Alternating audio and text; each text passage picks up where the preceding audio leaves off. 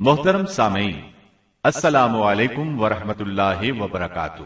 اب ہم آپ کو ادریس علیہ السلام کے بارے میں بتاتے ہیں۔ ایک حدیث میں ہے کہ آدم اور شیس علیہ السلام کے بعد ادریس علیہ السلام پہلے نبی ہیں۔ ایک دوسری حدیث میں ہے کہ ادریس علیہ السلام پہلے نبی ہیں جنہوں نے قلم کے ذریعے لکھا اور لوگوں کو کتابت سکھائی۔ حافظ ابن کثیر نے ان کا حلیہ کچھ یوں بیان کیا ہے: پورا قد و قامت، خوبصورت، خوب روح، گھنی داڑھی، عمدہ اوصاف کے مالک، چوڑے کندھے، مضبوط ہڈیاں، دبلے پتلے، سرمگی چمکدار آنکھیں، گفتگو باوقار، خاموشی پسند، سنجیدہ اور متین، چلتے ہوئے نظر نیچی، انتہائی فکر و خوض کے عادی، غصے کے وقت سخت غضبناک، باتیں کرنے میں شہادت کی انگلی سے بار بار اشارہ کرنے کے عادی۔ ادریس علیہ السلام شیس علیہ السلام کی شریعت پر عمل پیرا رہے، چونکہ ادریس علیہ السلام رسول بھی تھے، اس لیے اللہ کی طرف سے مستقل ان پر شریعت نازل ہوئی، جس کی تشریح و تفسیر کر کے لوگوں کو احکام الہی سے آگاہ فرماتے۔ ادریس علیہ السلام نے جب دیکھا کہ مفسدین ایمان والوں پر ظلم و زیادتی کر رہے ہیں، ان کا فساد بڑھتا جا رہا ہے اور سمجھانے کے باوجود یہ لوگ باز نہیں آ رہے، تو انہوں نے اپنے پیروکاروں کو جہاد کا حکم دیا۔ ادریس علیہ السلام پہلے شخص ہیں جنہوں نے اللہ کے راستے میں جہاد کیا، غنیمتیں حاصل کی اور دشمنوں کو قیدی بنایا، لیکن غنیمتیں اور قیدی ان کے لیے حلال نہیں تھے۔ رسول اللہ صلی اللہ علیہ وسلم پہلے رسول ہیں جن کے لیے غنیمتیں حلال کی گئیں، لیکن یہ بات یقینی ہے کہ جہاد سب سے پہلے ادریس علیہ السلام نے کیا۔ انہوں نے جہاد کے لیے سب سے پہلے ایک لشکر تیار کیا، پھر اس لشکر کو دو حصوں میں تقسیم کیا۔ ایک حصہ پیادوں پر مشتمل تھا، دوسرا سواروں پر۔ چنانچہ بھرپور تیاری کے بعد ادریس علیہ السلام نے قابیل کی قوم پر چڑھائی کر دی۔ حق و باطل کے درمیان زبردست مارکے ہوئے۔ آخرکار ادریس علیہ السلام نے انہیں گھٹنے ٹیکنے پر مجبور کر دیا، ان کا بہت سا مال و اسباب لوٹ لیا اور لوگوں کو قیدی بنا لیا۔ اللہ تعالیٰ نے ان تمام باتوں کا ذکر نہیں فرمایا، بلکہ اللہ نے ان کی سیرت کے بارے میں اپنی کتاب قرآن مجید میں اشارتاً ذکر فرمایا ہے۔ مثلا سورہ مریم آیات 56 اور 57 میں ارشاد ہوتا ہے: اور اس کتاب میں ادریس کا بھی ذکر کر، وہ بھی نیک کردار نبی تھے، ہم نے انہیں بلند مقام پر اٹھایا۔ ان کے بلند مرتبے کے بارے میں بخاری اور مسلم میں حدیث موجود ہے کہ نبی کریم صلی اللہ علیہ وسلم نے فرمایا: میں نے معراج کی رات چوتھے آسمان پر ادریس علیہ السلام سے ملاقات کی، وہ چوتھے آسمان پر بلند مقام پر فائز تھے۔ ابن جریر نے ایک روایت بیان کی ہے، وہ روایت اس بات کی وضاحت کرتی ہے کہ اللہ تعالیٰ کے ارشاد وَرَفَعْنَاهُ مَكَانًا عَلِيًّا سے کیا مراد ہے، اس کا کیا مفہوم ہے؟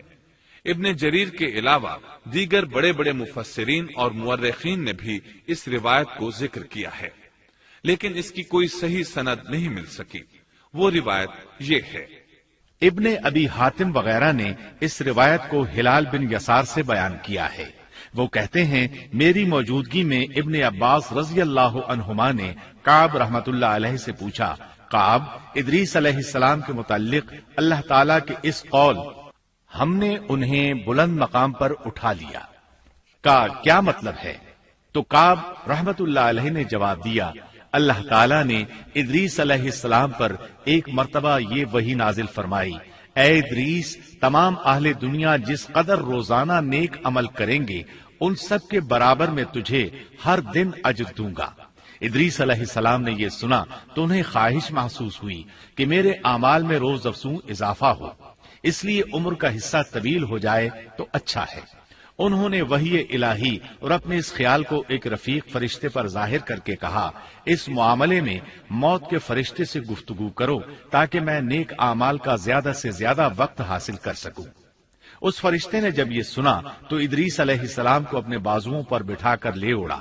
جب یہ چوتھے آسمان سے گزر رہے تھے تو موت کا فرشتہ زمین پر آنے کے لیے اتر رہا تھا، وہیں دونوں کی ملاقات ہو گئی۔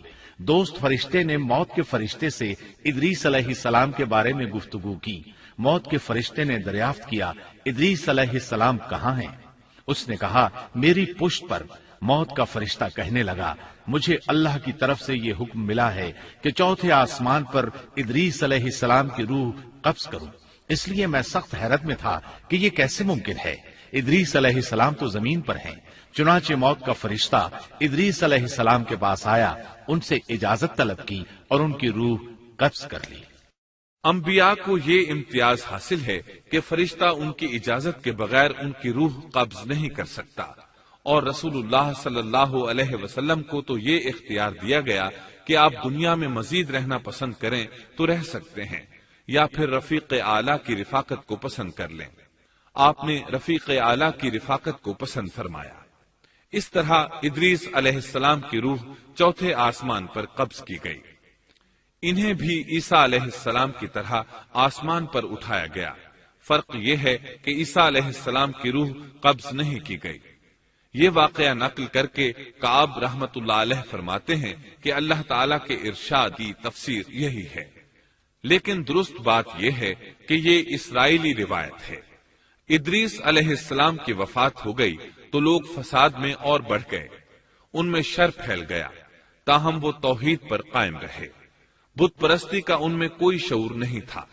لوگ آدم علیہ السلام کی وفات کے 1000 سال بعد تک توحید پر قائم رہے۔ ان میں فسق و فجور ضرور تھا لیکن شرک نہیں تھا۔